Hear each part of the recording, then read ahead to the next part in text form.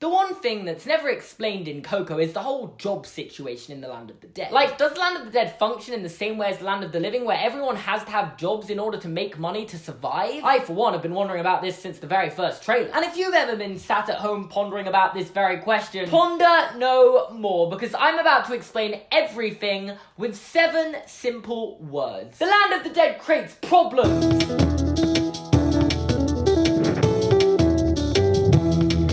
Hello there, how are you doing? Okay, it's not all bad. There are a few things that can be explained. Like, for example, do the dead need jobs to survive? No, I don't think they do. Because unlike the Land of the Living, or as we call it, the real world, where money is essential to buy food, drinks, clothes, houses, are there any other essentials? Maybe modes of transport, like a car. In the Land of the Dead, I don't think survival is actually an issue. The skeletons can't just die of natural causes. They fall apart, they can Mr. Potato Head themselves back together. Unless we want to believe that Ernesto de la Cruz got properly killed off at the end of the film, which would just be creating more problems if you ask me. The implication in the film is that the only way they can achieve final death is if they are forgotten by everyone in the living world. Meaning they're basically immortal to any physical harm that can present itself to them. And while they have all those things I listed earlier, they don't actually need them to survive. I believe that the food and drink are purely for taste, the clothes are for fashion and style, and the ownership of a house and the use of the public transport system are just luxuries to help you enjoy your death more.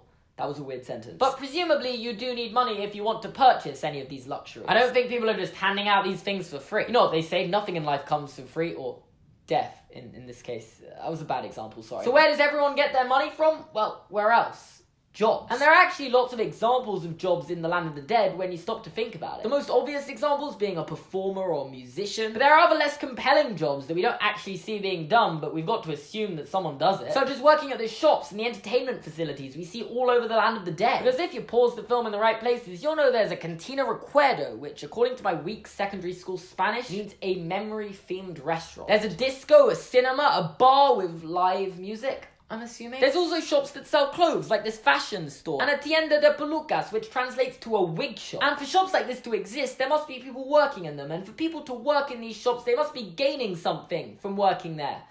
And that thing is presumably money. And while this might seem great, and I've solved all the problems, Land of the Dead is just like the Land of the Living. They've just got jobs and societies, and it's exactly the same. It isn't that simple. Because it just opens up a whole new set of confusing unanswered questions. Like, how do you decide what kind of job you're going to have in the Land of the Dead? Is there some sort of education system where you can get qualifications to work in the Land of the Dead? What do people who die as kids do if they're too young to work? And what do people who die really old do if they're too old to work? Don't say I didn't warn you. The Land of the Dead creates problems, guys. Unfortunately, Pixar are inconsiderate and don't bother to answer any of these questions in the film. Like, who cares who Miguel's great-great-grandfather is? These are the questions that really need answering. Take it from me, someone who makes a living from there being plot holes in your film. I'm a reliable source. Now, I think the obvious solution is that people just generally do the same job they did in the Land of the Living, which would explain everything, or most things.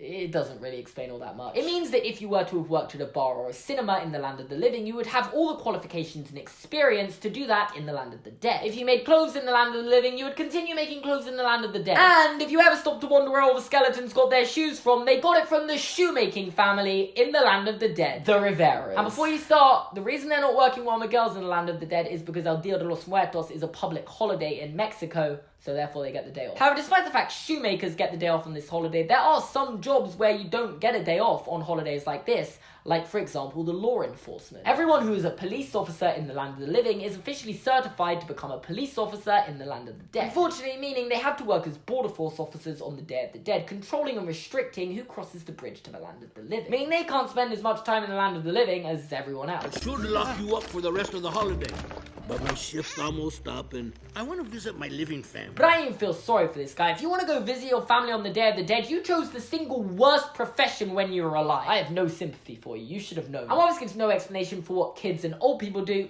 that's what you get for dying old. Or young. You know what they say, life's unfair.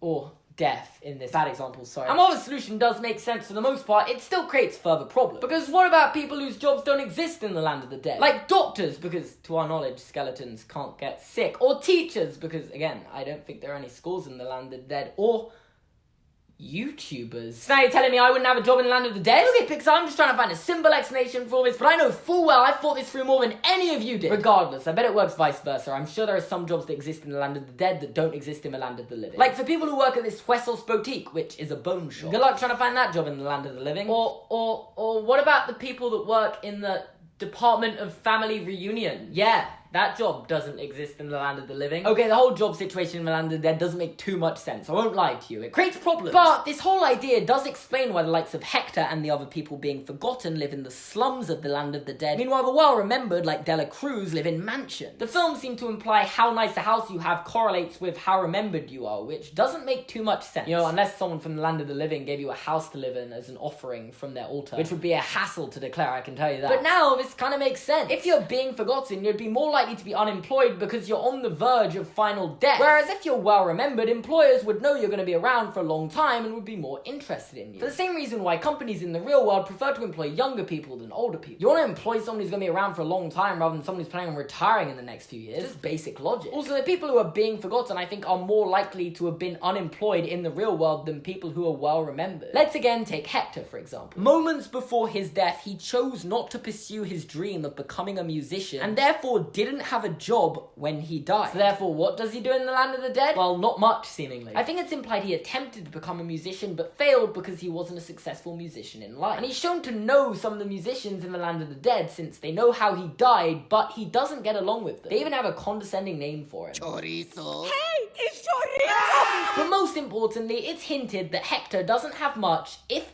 any, money, since he's shown borrowing costumes and wigs which other people would have to pay for at the wig store. You better have my dress, Hector! He's seen riding on the back of public transport systems rather than buying a ticket and paying to use them like any other regular customer. And of course, he's living in the slum. Meanwhile, Ernesto de la Cruz is the most famous singer in the land of the dead and must still be making incredible amounts of money as he continues to sell out shows after death so can afford to buy a mansion. And while I can't tell you what kids, old people, or YouTubers do in the land of the dead, I do think this solution makes sense to some extent. So I hope you agree with me. And if you disagree with me and don't think this makes any sense, at least we can all agree. The land of the dead creates problems, and this is by far the most thought anyone has or ever will put into the logistics behind the jobs in the land of the dead. But if that's the kind of content you want to see on YouTube, this is the channel for you. So make sure to subscribe by clicking here. Watch another video by clicking here. Make sure to leave a like on this video. I usually say that first. Check out my other social medias, including Twitter and Instagram at Gorman Seamus and at seamusgorman4. I had to really think about that, but you don't have to think about following me. That's a good decision. Thanks for watching, and I'll see you guys next time.